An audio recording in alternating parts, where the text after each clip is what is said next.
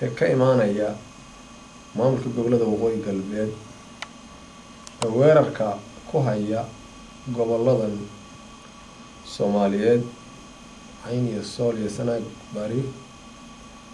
haddana garab wada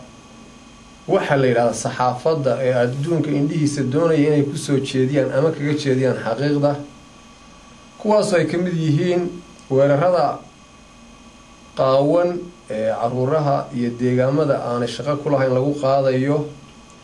haddana lagu sheegayo weerar iyaga ku yimid oo been abuur aan marnaba la qarin karin kuwaas oo loo kala aabayeelayn caruur maato guri wax ganacsi leeyahay bilaaadmiga dadka shacabka uu leeyahay mar walbana laga daba qararayo wax la yiraahdo been abuur oo la doonayo in lagu jeediyo indhaha caalamka iyo dadka wax arkaya ugu dambeynta markaan soo qaato dagaaladii ka dhacay goobaha gobolka Cayn maalmahan sida ay uga hadlayaan ama ugu sheegayaan oo aan ahayn wax la qaadan karo iyadoo adduunku uu sii deynayo caruurta yaryar ee aan dhinacna loo eegin iyo dadka rayidka mar walba wixii la doono lagu sameynayo ciidamadooda ay ku sameynayaan aan ceeb ahayn marnaba haddana inay ka hadhaan oo xaqiiqda ka sheegaan ugu dambeyntii aan ognahay hadda inay saxaafadda kaga hadlayaan oo ay ku jirto saacadahan oo 4 galabnimo waxaanu ku baaqaynaa baaqa nabadeed oo hadda aan arkayno inuu ku baaqayo gudoomiyeyaal iyo xubno iyaga xaggooda muhiimka taasoo ay muuqato in xaqiiqda ay ka fog tahay waxaan leenahay adduunku ha ogaado iyo dawladaha caalamka iyo hay'adahu iyo bulshaweynta weerarka lagu hayo qaawaniba waxaas inay beeyihiin markaan ka soo qaato xilligan aynu ku jirno 48 saac ugu dambeeyay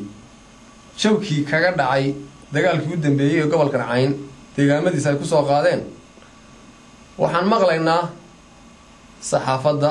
waxaanu arkaynaa oo ognahay qorulugud oo dhowr iyo 30 kiiloomitir u jirta gobolkan Cayn magaalada madaxdiisa saldhig ciidanna in ay fadhiyaan la taliyayaashoodii madaxweynaha taliya ciidamadoodii kuwii hore ee fashilmay ee saraakiisha ahaa kuwii lagu bedelay go'aanna ay ku qaateen 24 saac ugu dambeeyay dagaal inay qaadaan waxaan aad iyo aad marka hore uga xumahay in ay iswaafiq waayaan cid mas'uuliyiin sheeganaysa waxa ay sheegayaan in ficilkooda waxaan leenahay qorulugud waan ognahay go'aanka 24 saac ugu dambeeyay lagu qaatay ee la taliyaha madaxweynaha maamulka waqooyi galbeed taliyaha ciidanka saraakiil wasiiro iyo inta xitaa la sameeyay oo lagu gacan jiro ciidan beeleed in la ururiyo iyadoo ognahay beelaha waqooyiga deegaan qaybo kamid inay ka gaabsadaan arrinka haddana kuwa xukuumadda khaaska u sii haysta inay ku bareersan yihiin inay balidhiig coodanle qorulugud iyo tuulooyinka lamida ilaa burco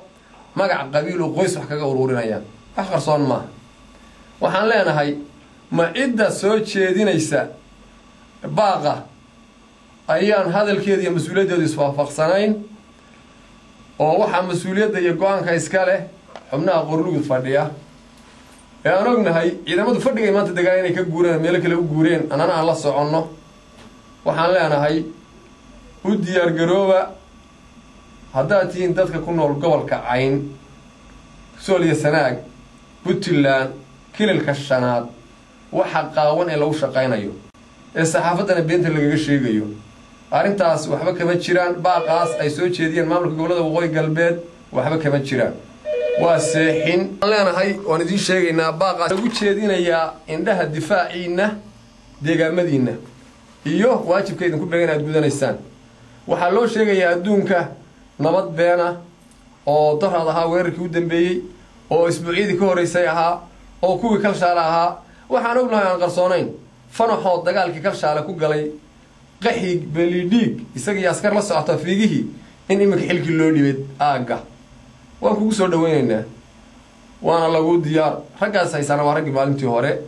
adiga khayrkaaba waxaan kusoo gabagabeynayaa adduunku dowladda federaalka maamulka Puntland UN-ka midowga Afrika IGAD jaamacadda Carabta hay'adaha caalamiga ah cid kasta oo wax kala garanaysa ha ogaato maamulka waqooyi galbeed weerarkooda iyo hadalka beenta ay saxaafadda ka sheegayaan inaan iswaafaqsanayn annaguna diyaar baan u nahay waana mahadsantii leedahay saraakiishooda ayaa jooga meelahan iyo maxaan ku dhahay go'aan dagaal bay qaateen arrimahaas idinku maxaa ku ogaateen in dabcan waa su'aal wanaagsan waxaanu ku ogaanay cidda aad ishaysaan ama ciidannimadu waxay leedahay xog rasmiya oo la qaato waxaan haynaa ciddii noo shaqaynaysay ama nala shaqaynaysay ee hadday doonto xilli kasta oo go'aan soo baxaba xogogaal u ah iyagaba saasoo kale laga yaabaa inay cid u dirsadaan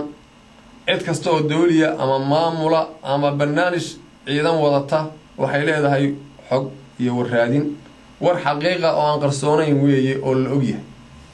idinka markaa qorshayaashiina maxay yihiin arrimahaas kooda qorshaha ayagaas ma qarsoona qorshaha ayagu waxa weeyaan xilligan lagu jiro wixii aan horey u caddaynay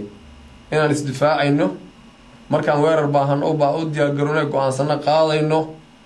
cidna aanan ka abbaansanayn madax bannaanidayada qarannimo qofnimo dhulnimo diinnimo midnaba iyo ciidannimo go-aankayguna waxa weeyaan cid kastaoo gacan taagta inaan laba taagno idinka markaasi weerarka aad sheegtay aad tiri markaan u baahno oo qaadayna ama deegaano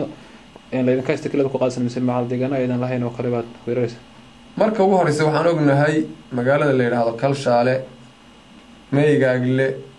Galgal iyo iminka meelo goobaha ay ciidankooda ku sugan yihiin sida Wandalaalax iyo meelo kale oo aan ognahay